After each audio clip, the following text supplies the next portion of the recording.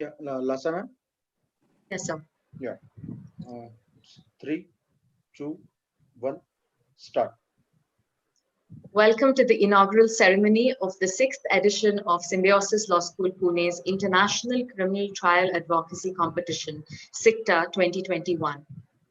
SICTA was initiated to expand the umbrella of international criminal trial advocacy in India in the form of a competition on the lines of the Rome Statute and the procedures of the International Criminal Court at Hague, Netherlands. Symbiosis Law School Pune is proud to note that SICTA is the only one of its kind in India, apart from the ICC's own annual India rounds that are conducted in New Delhi. SICTA was conceptualized with the aim of encouraging participation from premier institutions across the globe and exemplifying excellence in international trial advocacy. For many scholars, this year represents the coming of age of the ICC in terms of reconciling with its mandate of serving the world community by securing the interests of justice and upholding the values of rule of law. The theme for the 6th edition of SICTA is declared as prosecution relating to state and judicial apparatus as an accessory towards the commission of international crimes. To deliver the welcome address, I would like to call upon Dr. Shashikala Gurpur. Dr. Shashikala Gurpur is a Fulbright Scholar, Director of Symbiosis Law School Pune and Dean, Symbiosis International Deemed University. She is the former member of the Law Commission of India and awardee of the Karnataka government's annual Kittur Rani Chennamma Award in 2018-19. She is a member of Curriculum Development Committee, Bar Council of India, and the Academic Council of National Judicial Academy, Bhopal. She is also a member of the IALS Global Law Deans Forum and a member of the NCCIA Corporate Legislation Committee for the years 2020 to 22, to name a few. With more than 26 years of teaching experience, including tenures at NLSIU Bangalore, SDM Law College Mangalore, Manipal, Manipal Institute of Communication, Mahe, Manipal, and University College Cork, Ireland. Dr. Gurpur is listed as one of the 100 legal luminaries of India by LexisNexis. She has more than 70 scholarly articles and research papers, 2 co-authored books, and 12 book chapters to her credit. She is a distinguished member of the editorial board of LexisNexis Butterworths. She's also the member of the Journal of IPR by CSIR, Law and Policy Journal Dublin, Ireland, and the Polish Law Review. It is my pleasure to invite you, ma'am, to deliver this welcome address. Welcome to you. Good afternoon, respected Honorable Justice Chalumeshwar sir. Good afternoon, dear sponsor plus well-wisher of all our initiatives and our alumni convener, Advocate Sampath Pulusu, our supporter, Advocate Manan Sangai, our honorable sponsor representatives from across Yes Docere and SCC Online and other sponsors, respected deputy directors and faculty members, most of all, dear competitors and my dear students.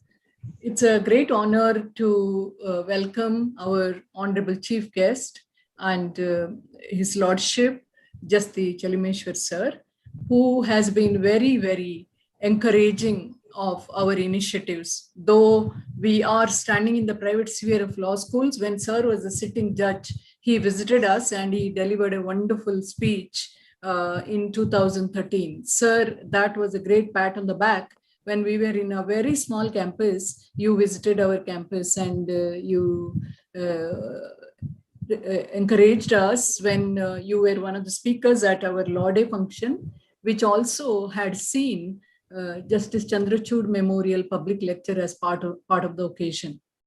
Now, today's occasion is very special because we are entering the 6th edition of Symbiosis International Trial Advocacy Competition. Now, this competition is very dear to heart because this was conceived when we had a kind of adversity of not being able to convince the ICC to hold its moot under our banner, mainly because ICC, true to its nature, was looking for a neutral government law school forum. However, we converted that adversity into an advantage to showcase the talent in our law school with a very strong student bar association where we have students, brimming with talent. Later on, sir, you will listen to the report with the highlights, chosen pearls of achievement by our students. This year, among the 4 premier world modes, our students have come second as a team, or have come out as best oralists, or have registered as the top 4 competitors. It's no mean achievement. We have another 12 competitions to go. In everything that our students have competed, they have made a name at the global level, where hundreds of teams at national levels compete. In India itself, more than 50 teams compete to make it to the global rounds. And then we made it to the global rounds, and there we came out among the top 4. So that speaks a lot about the quality of mooting, the quality of skills training in lawyering skills that goes on in our law school. Now we are a repertoire of these activities, and it gets cascaded to our 3 other law schools, which are located in Hyderabad, Noida, and Nagpur. Now, coming back to the competition, when we converted it into an advantage of hosting the trial advocacy mode, we thought that it will be serving twofold purposes. One was slightly getting the attention of our brilliant students to the trial advocacy skills, because all the time we focus on mooting, which is more at the appellate level. Secondly, this trial advocacy is very important in litigating. Secondly, we were also fed up of churning out products for the corporate machinery. We also needed justice workers to fly the flags of our law school high. So this was one way of giving them a rich menu of choice. We can't compel anyone to choose their approach, but this could be developing that, inculcating that inspiration and interest in them.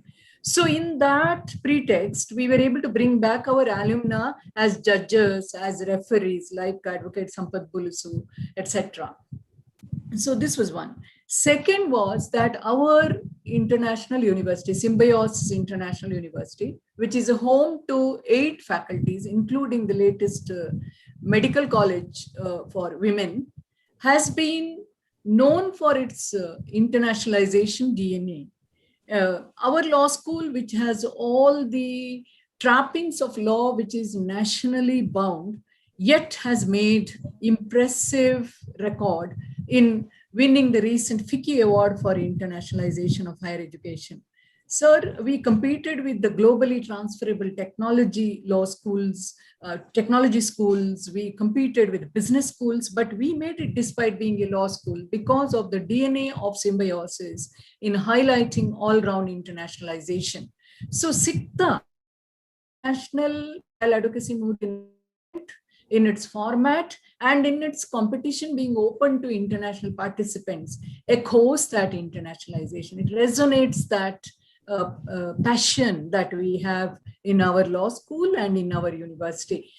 Thirdly, very interesting dimension that I would like to unveil before you, that this has been only stewarded or facilitated by us as people who are making decisions here, who are facilitating the activities here. This, I'm very proud to share with you, is entirely a student initiative nurtured by alumni.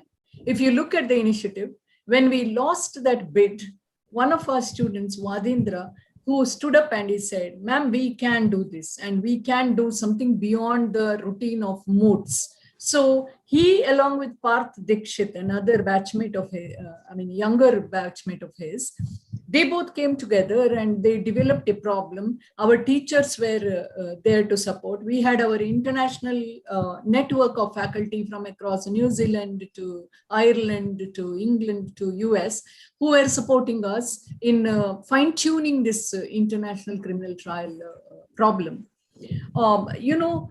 First one had actual advisor to ICC prosecution coming here as a judge. Later on, we had United Nations Human Rights Commission's rapporteur, Dr. Mulali, who is director of Irish Human Rights Center, coming here as a judge, among many others. We had the retired Iceland ambassador coming as a judge, among many others, distinguished judges who adorned the role of judging this competition. Now, in that, what we realized was that year on year, the quality was it was scaling newer heights. Themes were becoming more and more pertinent. So year before last year, we had a humanitarian law summer school in Ireland, where some of our moot trainees and some of our winners, they went and attended, and there was a new kind of network that they developed thereafter. Even today, Parth holds hand while drafting the problem. One of our moot leader alumna, who was later a faculty here for some time, but now he's independently into a judicial training academy, Nitin led it. And all through, we had Advocate Sampath Bulusu supporting us in every manner, right from inducting students to this idea of litigational lawyering to sponsoring. This year, Sampath seems to have inspired many other alumni. This year, we had Advocate Manan Sangai coming forward and instituting an award in addition to Sampath's award. And our students being entrepreneurial under the leadership of Professor Virendra Thakur, as well as Professor Kshitij, in getting new sponsorships. So overall, here is the SICTA. In between all the pain and gloom that we are surrounded with, representing that spark of youthful energies and anguish not to let the flame of hope die or put off. So here, as I told earlier in a festival time also, we are in the middle of an ambiguity. But I think that ambiguity is like the Bhagavad Gita context, but it is the very same Bhagavad Gita which highlighted the karma, the duty to do one's duty. So we are all fulfilling our duties as students, as organizers, as sponsors and supporters. And sir, despite being away from the mainstream judiciary, for us, you represent that icon of justice. And just in the introductory conversations, your passion for reforming the justice system in terms of higher rate of prosecution was something that was coming forth very strongly. Sir, I've heard you earlier also, you're a very research-oriented academic kind of judge. So we are very proud to have you here blessing our students, giving a direction to this event. A very warm welcome on behalf of our top management, our Honorable Chancellor Dr. S. Muzumdar Sir, our Honorable Vice Chancellor Dr. Rajani Gupte Ma'am, and our Principal Director Dr. Vidya Ravdekar, among others. Honorable Chancellor wanted to be here. He wanted to interact with you, but tomorrow also we have an event. Sometimes he has to choose with his growing age between many competing demands and interests that he has. So he has requested to excuse himself. We have had in you the representation of somebody who has been very outspoken. I think that is where youth connect to you immediately. They wanted you to be here, and thank you, sir, for responding to their request and also for honoring their feelings of having you with them in inaugurating this great competition. More details of the competition will be unveiled by our Student Bar Association spokespersons. I would not want to preempt them. But as the director and as the dean of the Faculty of Law, which is home to 4 law schools as of now, I'm very heartened and happy and proud and privileged to welcome each and every one of you to this 6th version. You know, last time when I was, welcoming people for the festival, it was our 13th festival. And this was 6. 6 is again a kind of jinxed number, they say. But we do not allow the jinx to defeat us. We invite challenges, and we also want to make our way amid the challenges with due respect to the pain and the penury of the people. With our best wishes to all of them, we welcome each and every one of you once again to this great occasion. Thank you, ma'am. Thank you for the apt introduction to the incremental growth that we have seen in SICTA and also the international nature of the event, and also for the warm welcome. Thank you very much. In order to introduce the competition and this particular edition of the SICTA, I would like to invite Ms. Sisira Reddy, the convener of the organizing committee of the Student Bar Association, to kindly introduce us to the competition. Over to you, Sisira. Thank you, ma'am. A very good evening to one and all present in this meeting. I am Sisira Reddy, the convener of the Student Bar Association, and it gives me immense pleasure to introduce to you SICTA 2021.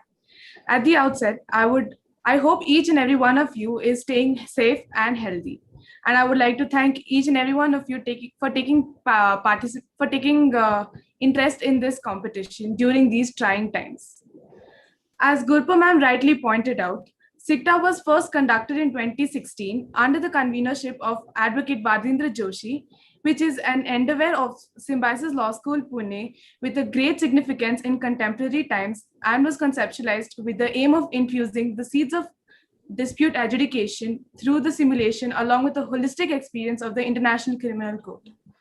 The purpose sought to be served through this competition remains true to the founding principles of Symbiosis International University, Vasudhaiva Kutumbakam, the world is one family.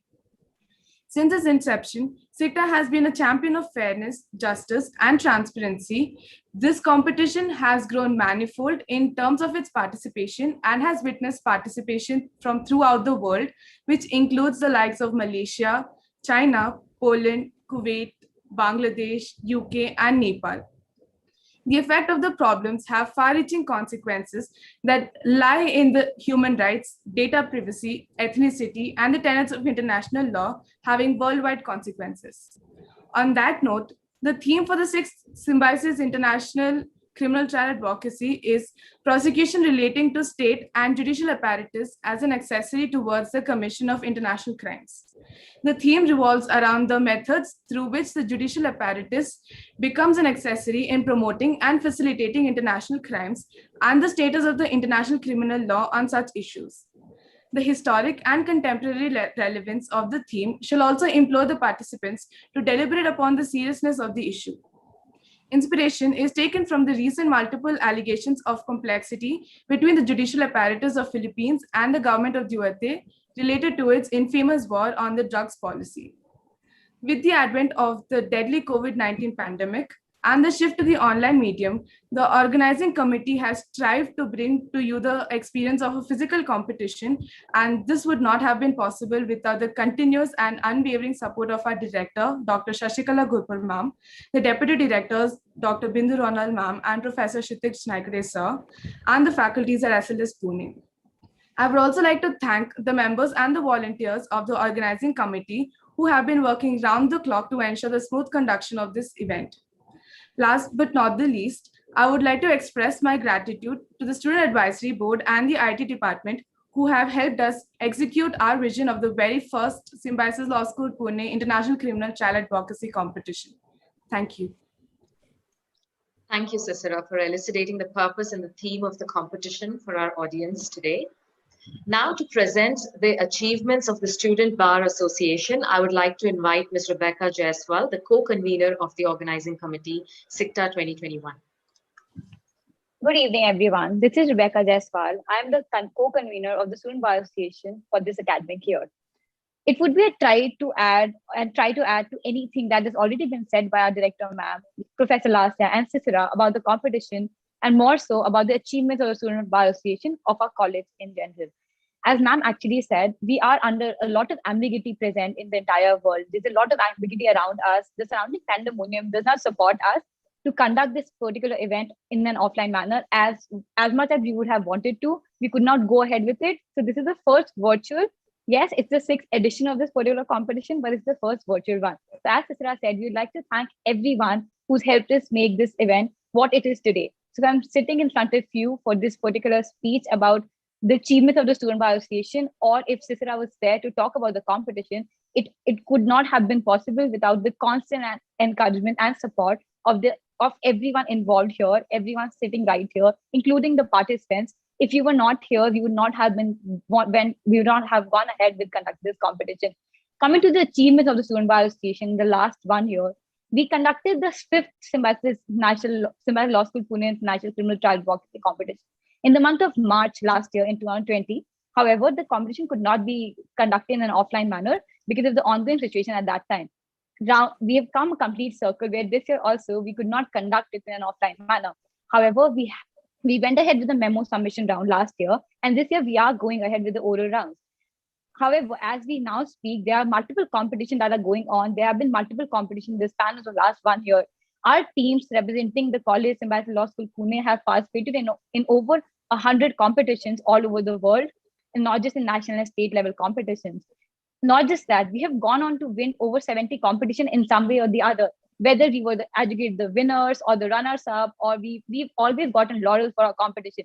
And it was not at all possible without the constant mentoring of our faculties, of our seniors, of our alumni base, of all of us involved here, the Student Bar Association and the Student Advisory Board of the Symbiosis Law School, Pune. Now, we have already gone on to win around 70 competitions, 70 plus competition, and different laurels in all those competitions, which also involves approx 9 international competitions where we have gone. For example, competition like Stetson, 25th Stetson World Round competition, we were educated the runners up. We were also the runners up. We were also the semi-finalists in Oxford Prize Media World Rounds and the winners of the national round of the competition. We also went on to become the runners up in Louis M. Brown competition and CPR deal mediation, which in an offline setting happens in Brazil. We will also educate the winners of multiple other competition in national and state level. Now, we also went on to become the 32nd best top team in JESIP World Rounds.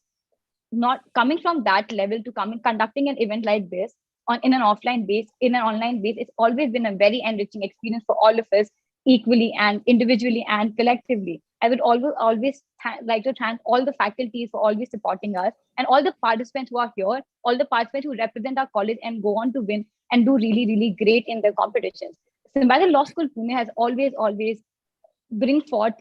has always brought forth a very international base of the competition and subject, and that can always show in the way we go on to win a competition, federal competition, or in the way we always go on to do good in federal competition. It's not just about winning a competition. Even when the ICC team for this year from our college, they represent the team. The offline rounds were cancelled for obvious reasons because of the pandemic. The oral rounds were also cancelled for the particular team. But the team went ahead with the memo submission round, and though they did not qualify for the world round, they were still the 6th team to qualify.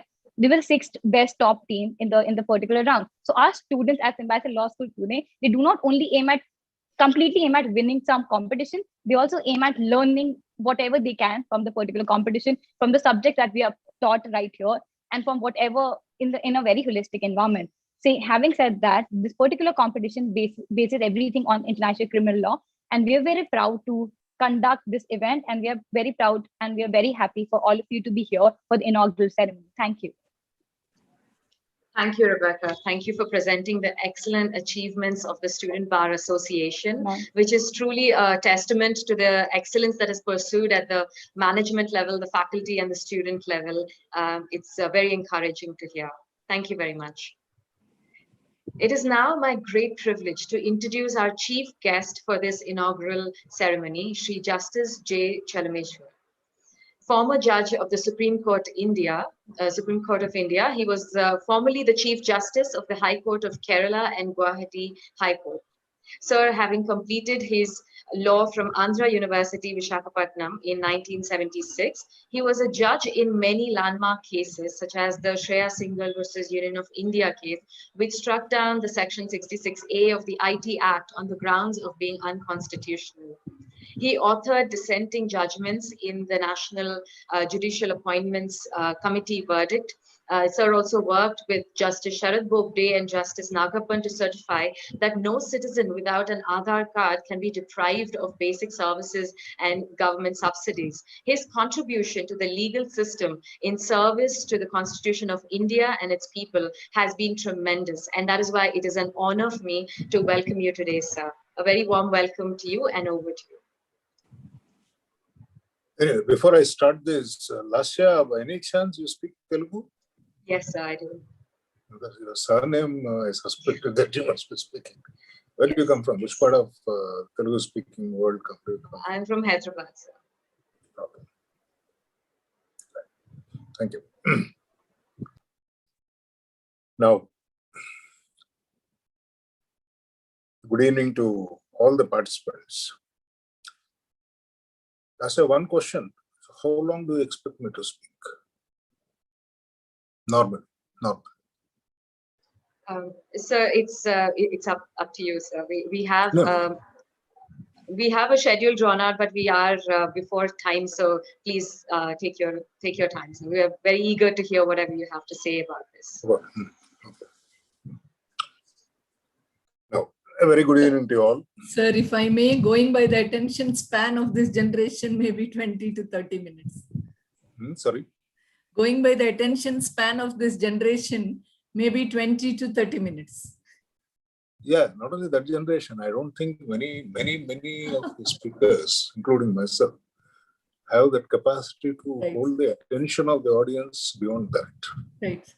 Very few people will have that capacity. Thank you, sir.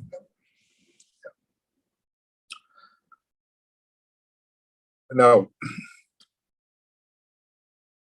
I understand before we started this session that the emphasis of this competition is essentially to bring out the talent of the students in conducting the examination of the witnesses. That is the emphasis of this program. And my dear students, I must tell you at the outset, I'm sure most of you by now must have completed your study of criminal law, both substantive and procedural. Examination of witnesses is only a very limited aspect of a criminal trial. Now, it's a unfortunate fact that the rate of conviction in criminal cases in this country is very low. Why is it happening is a matter which requires a great deal of examination and research into that matter. Because ultimately, a criminal trial, as the Supreme Court said in one of the earlier judgments, it's a voyage in search of truth, to find out the truth of the matter. Because ultimately, what is a criminal case? The system, the Anglo-Saxon system, which we practice in this country and many other countries where this system is followed. State seeks to prosecute offenders or people who are accused of having committed offenses and get them punished. Now, strictly speaking, the state and the lawmaking authorities can as well decide this matter, investigate and punish a man directly, man or woman directly. But then as civilization advanced, the need for an impartial inquiry into the matter because humanity realized the potential of those who are in authority to foist false cases against those whom they do not like, their opponents, those who criticize them. All kinds of things can happen. So to make sure that false accusations are not being made and people who are sought to be prosecuted and punished on the ground that they have committed some offense are rightly prosecuted on legally admissible material. This whole system is designed by the Anglo-Saxon jurisprudence. Now, in the process, if the conviction rate in this country is very low, it only indicates there is a serious problem with the efficiency levels of the criminal law enforcement system, which in my view, not only in my view, which in theory includes the investigating agencies, the prosecuting agency, and the adjudicating machinery. If all the three wings function with a certain level of efficiency, certainly the conviction rate should be a little higher than this.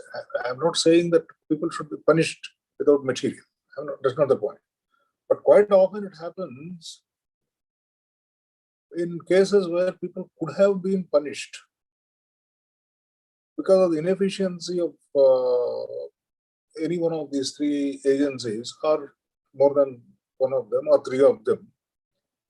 Quite a good number of accused persons get away on a grand principle. Let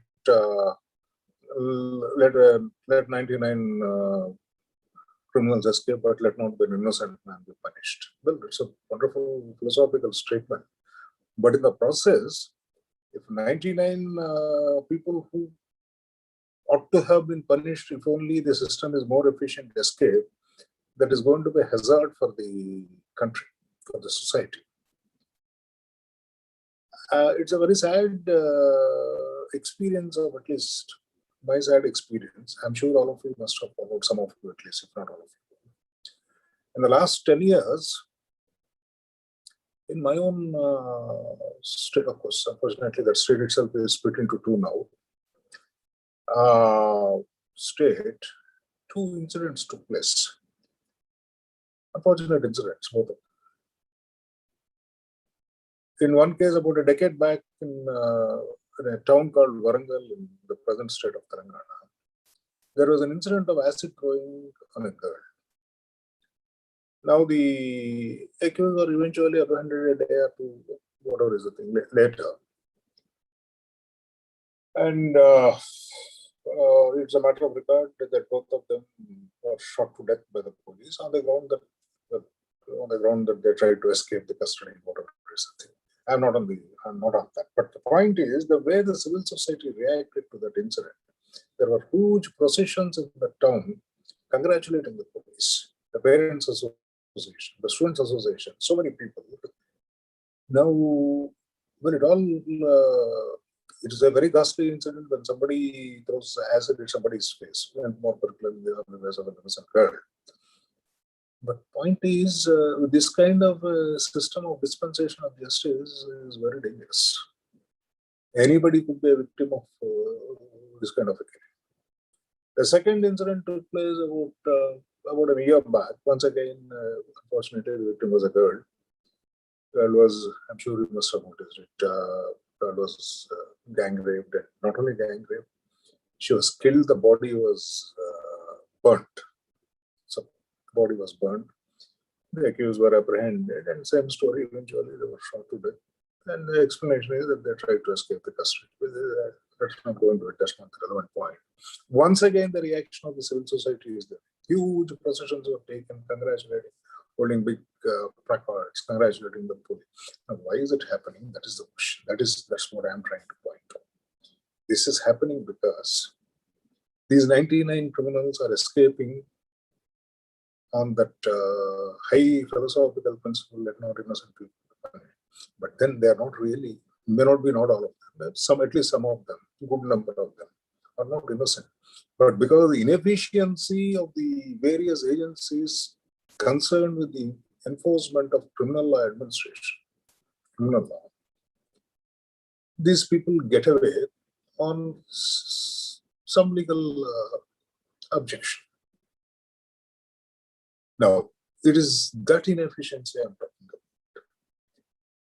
I only request all the participants, I don't think I'm trying to advertise, but I have retired and I don't have to do anything, just to drive home the point.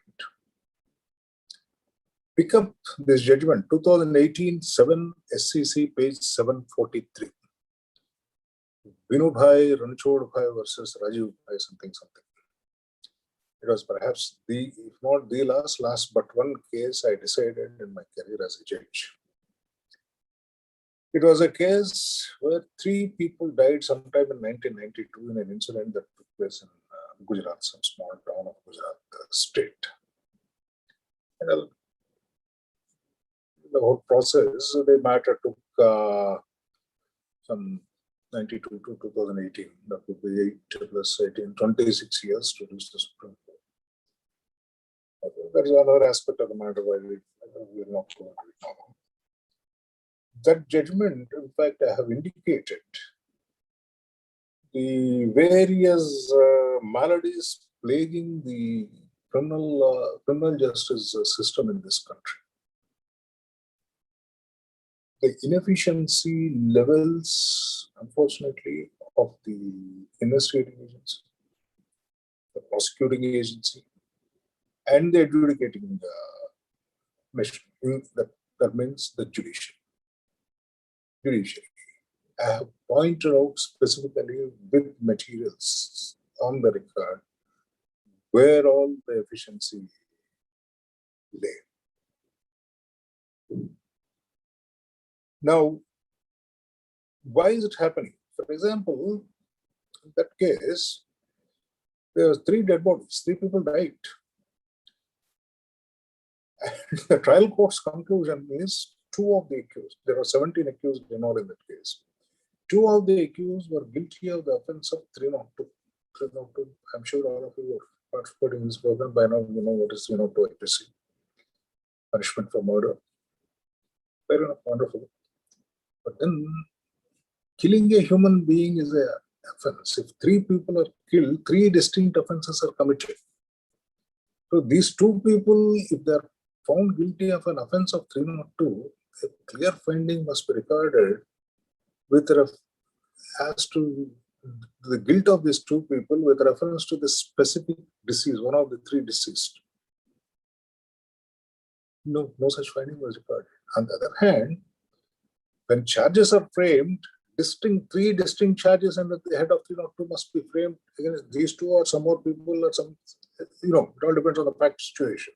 These 2 people are somewhat along with these 2 some more people, or of the 17 people, some 4 or 5 people are responsible for causing the death of somebody, and like it all depends on the fact. But point is, the charge must be specific and distinct. No such charges were framed. And eventually the finding is these 2 people are found guilty of 302 offense of God knows killing whom. Unfortunately, so please read the judgment. Neither the trial court nor the High Court recorded it. These 2 people are guilty of killing whom? Nobody knows. And there was a specific charge of unlawful assembly against 17 people. The trial court did not record a finding whether the charge of unlawful assembly is proved or not on evidence. Now, evidence may be there, may not be there. I'm not saying that once a charge is finding should be automatically given it's proved. The point is, okay, if it's not proved, at least there is a finding that the charge is not proved. If the charge is proved on an appropriate examination of the evidence available, it has certain implications. If a member of an unlawful assembly would be liable vicariously under 149 for the offense, even if the person did not commit the act which eventually resulted in the death, that means causing the fatal injury. But by virtue of the section 149 IPC, any member of the unlawful assembly who participated in the transaction is constructively liable for the major offense. If you don't record a finding whether there is an unlawful assembly at all, the question of extending 149 comes into action only when there is an unlawful assembly. If you don't record a finding whether there is an unlawful assembly or not, the possibility of securing a conviction of somebody who ought to have been otherwise in law convicted with the aid of 149 is gone. And this is how those 99 people get out. Not because these people are really innocent. The 17 people who are, if they are present, that is charges, these 17 people constitute an unlawful assembly. But then, and especially, of course, in the context of this shortcoming of this thing, the blame lies exclusively within the domain of the court. And of course, also the public prosecutor. The investigating agency, at least whatever be their level of efficiency, they have produced 17 fellows and said these people are members of an unlawful assembly.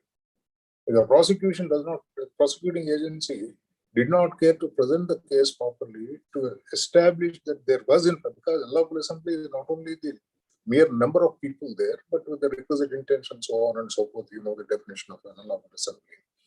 So those are the facts which are required to be established by evidence. And that responsibility is essentially on the prosecuting agency. There is a failure of the prosecuting agency. If the prosecuting agency is failing, the presiding officer, at least in law, was an obligation to tell the prosecutor, look here, Mr. Prosecutor, there's a charge of 143. Why are you not producing evidence? Are you giving up? Okay, it's possible the prosecuting agency may say, look here, though the charge is framed, I haven't come across the evidence. But at least there should have been some explanation why it is not recorded. Why the evidence is not recorded, and why the charge is either way is proved or not proved, no finding is recorded. So these are the various levels of inefficiency in the conduct of a trial. The net result is ultimately there was a mysterious process. And also, when you're talking about trial, production of the evidence, whatever is legally or illegally, because that's the job of the court to see whether a particular piece of evidence is legally admissible or not. But even if the legally secured evidence is not produced before the court, all three wings are equally. In this particular case, when there are three dead bodies, the postmortem report of one of the deceased was not exhibited in the trial. It's a unpardonable mistake on the part of all the three wings of the criminal law enforcement. Somebody should have, first of all, the investigating agency must produce. I don't know whether it because what happened, why did it not come on record, was it not marked? I don't know, because the record doesn't contain those details. It is certainly the responsibility of the public prosecutor to make sure if he's presenting a case of 3 deaths and 302 charge, he owes a responsibility to produce the 3 postmortem certificates. If one of them is missing, he owes an explanation to the court. No such thing is given. And I told you, finally, these 2 people are found guilty of killing whom we don't know. Maybe killing the man whose postmortem certificate is not produced. God knows. We don't know. If this is the efficiency with which our investigations and trials are conducted, the conviction rates are bound to be low. I don't believe in a great deal of theoretical lecturing. I would rather prefer to speak about my own experience and the cases. On the basis of the cases, what is I'll just tell you one more thing. Coming to the examination of the witnesses, both in the chief examination as well as when we're talking about a trial, it's not only the examination, cross-examination. Cross-examination, of course, is a very exciting occupation to demolish an untruthful witness. But equally, the responsibility of a public prosecutor to establish the facts which he is relying upon for bringing home the guilt of the accused is equally an important aspect of the examination of witnesses. Sure, some of you are going to be public prosecutors at some level sometime later in your life. Please remember, for a public prosecutor, he must very critically examine all the material, the charge, the evidence, and then decide what are the relevant facts which are required to be established for bringing home the guilt of the accused and produce the supporting evidence before the court. It's just not whatever the police officer tells you or the investigating agency tells you to go and present before the court. The public prosecutor's job is, but I'll give you a small example. If I'm not sounding a little pedantic, can I ask the students, the participants, one question? I'm sure all the participants must have completed the study of criminal law, the academics of it. Have you heard of a doctrine called corpus delicti? Any one of the participants can answer, not the teaching faculty. I'm talking about the students. Have you heard the concept of corpus delicti? Anybody can answer. Yes, sir. Huh? Yes, sir. It is the dead body. Who is? I'm not able to see who's talking. Sir, this is Sampath Bulusu, sir. Okay, oh, you are a practicing lawyer, gentlemen, not you. Not you. I'm asking the students. Anyway, all right, please tell them. Tell them. Yeah. Any student, I would prefer to hear a student talking about it. Good afternoon, good evening, sir. Yeah. So, corpus delicti means a corpse, basically a concrete evidence in term of a crime in terms of a corpse, a dead body. Okay. Broadly, you have some vague idea about the whole thing. So I'll tell you something. Let us say there is a case of an unnatural murder. Let us talk about more unnatural death, could be as suicide also. We'll talk about a homicidal death. There is an offense that took place.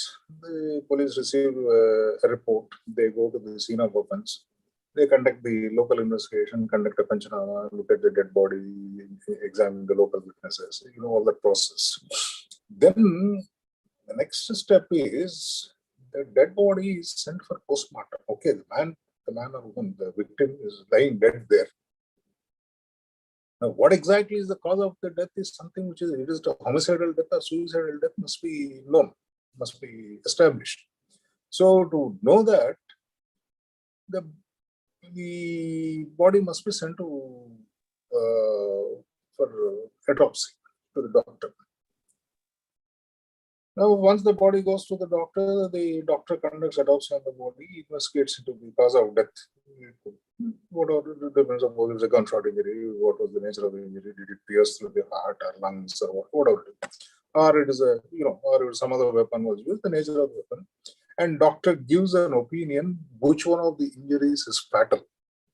Not that every injury, suppose somebody hacks somebody on the leg, that need not necessarily be fatal unless it is neglected for hours together. Eventually, the person might die of hemorrhage. But legally, what is it? I am not on the point. But every injury need not necessarily be fatal, but some injuries are necessarily fatal.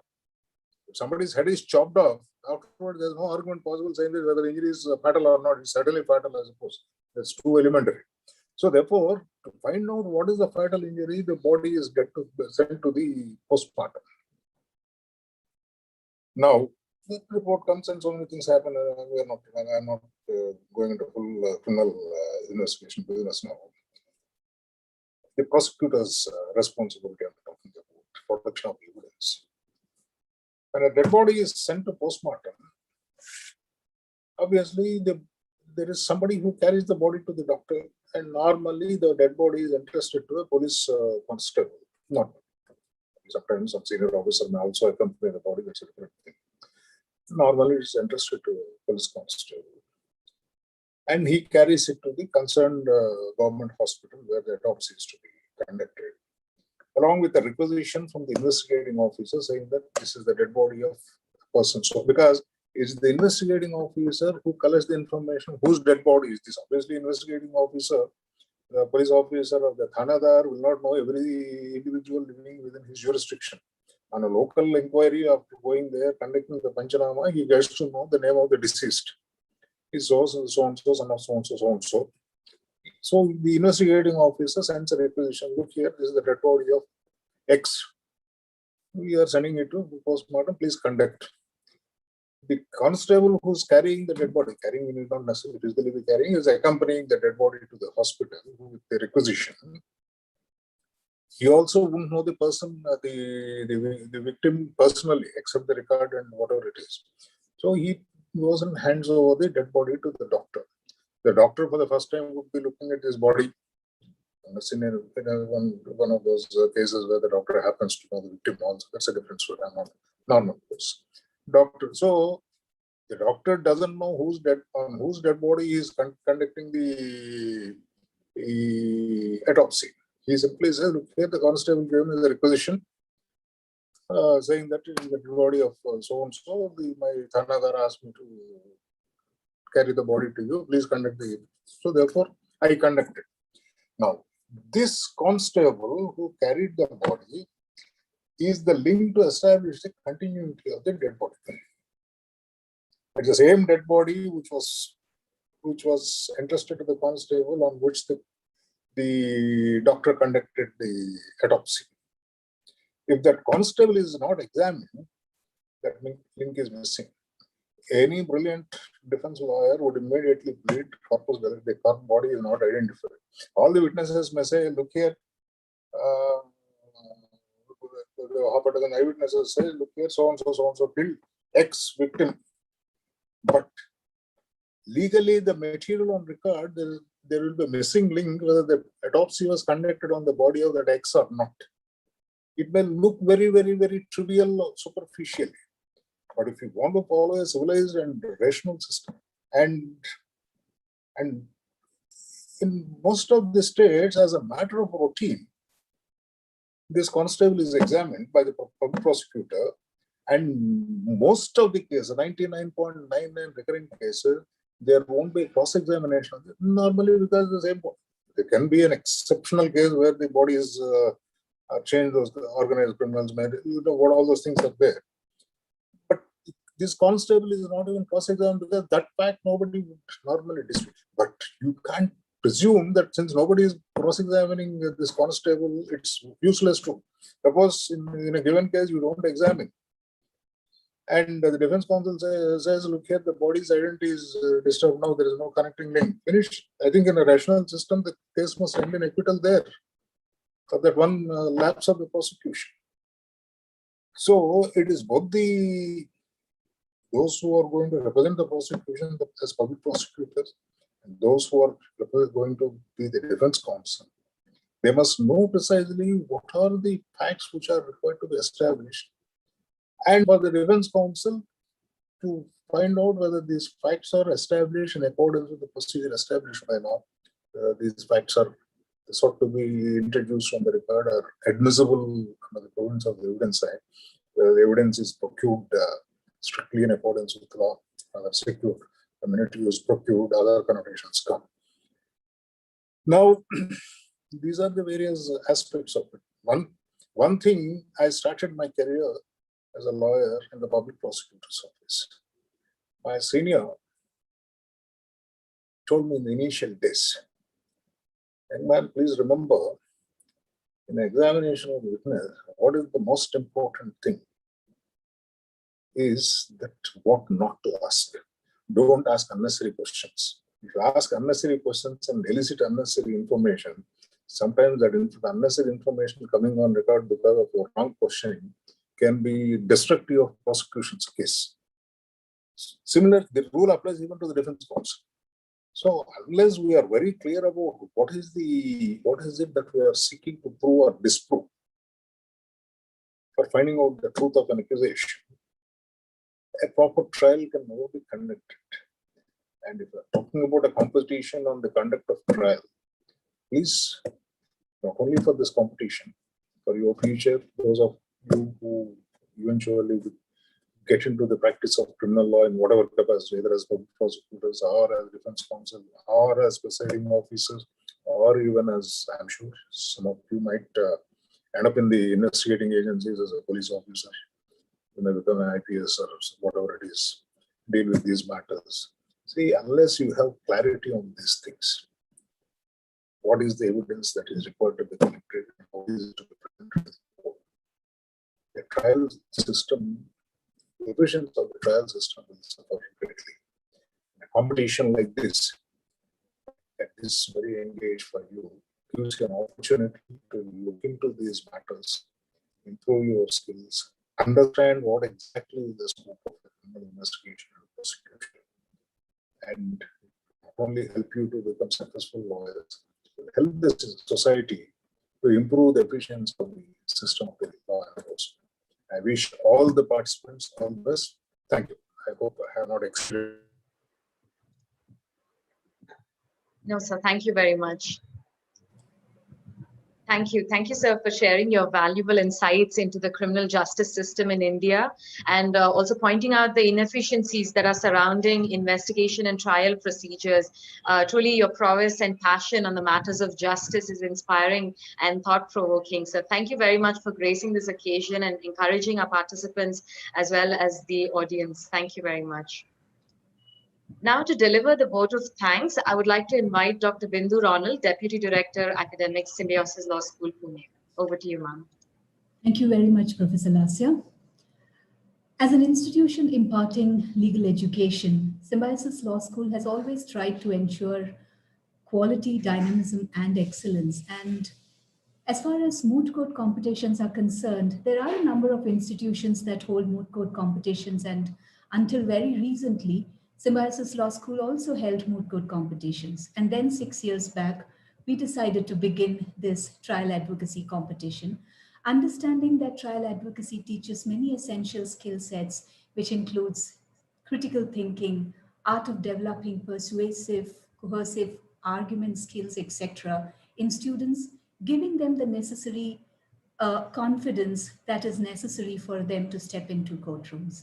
And Symbiosis Law School Pune takes pride in providing a stage to the students to hone their skills. As we come to the end of the inaugural session of the 6th Symbiosis Law School Pune International Criminal Trial Advocacy Competition, it is my privilege to thank all those who made this event possible. I take this opportunity to first of all thank Justice Chelameshwar, former Judge, Supreme Court of India, our chief guest for the inaugural session. Thank you, sir, for having taken time off your very busy schedule to accept our invitation to be the chief guest for the inaugural session and address the audience, which includes the participants from various institutions, students, faculty, and staff of Symbiosis Law School Pune. Thank you very much, sir, for addressing the audience and sharing your knowledge and experience and motivating the audience here. It will definitely go a long way in shaping their thought processes and careers. I place on record the support and encouragement that we receive from our top management. I thank our Chancellor, Dr. S.B. Mujumdar, sir, Dr. Vidya Eravdekar, Pro-Chancellor, Symbiosis International University, Dr. Rajni Gupte, Vice Chancellor, Symbiosis International University. Their support has always encouraged us. Dr. Shashikala Gurpur, Director, Symbiosis Law School, Pune, has been the pillar of light. She's the true leader who has ensured that this law school excels in every sphere and the students are provided the best. Thank you very much, ma'am, for being there, monitoring and guiding everyone around. A very, very special thanks to all our sponsors of the event. SAC EBC, Jas Deker, Advocate Manan Sanghai, Advocate Sampath Bulusu, our SLS Pune alumni. I thank each of our sponsors for their support in instituting the various prizes. I thank all the participants who are here for the 6th Symbiosis International Trial Advocacy Competition. I also thank their institutions for allowing them to be part of the competition. I'm sure each one participating in this event will go back enriched in knowledge and experience. Had we not been in between a pandemic, we would have enjoyed having all of you physically on our campus at Symbiosis Law School Pune and treated you to our hospitality. I can still assure you that even in the online mode, our team will be there to provide you a smooth process.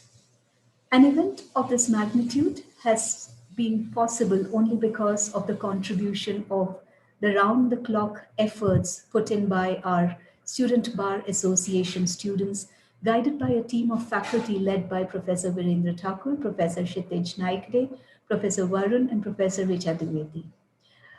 They have also been supported by other faculty members of Symbiosis Law School Pune, the staff and students.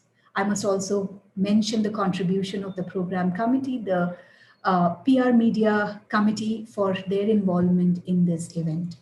I thank all the students of Symbiosis Law School Pune and others who are here in the audience. We hope to provide all our participants a great trial advocacy experience. Thank you everyone for being here. Thank you very much, ma'am. Thank you for that gracious vote of thanks. With this, we conclude the inaugural ceremony of the SICTA 2021, and we declare the competition open. All the best to all the participating teams. Thank you, everyone, for joining in this link. We've come to the end of the inaugural ceremony, so you may feel free to leave the link.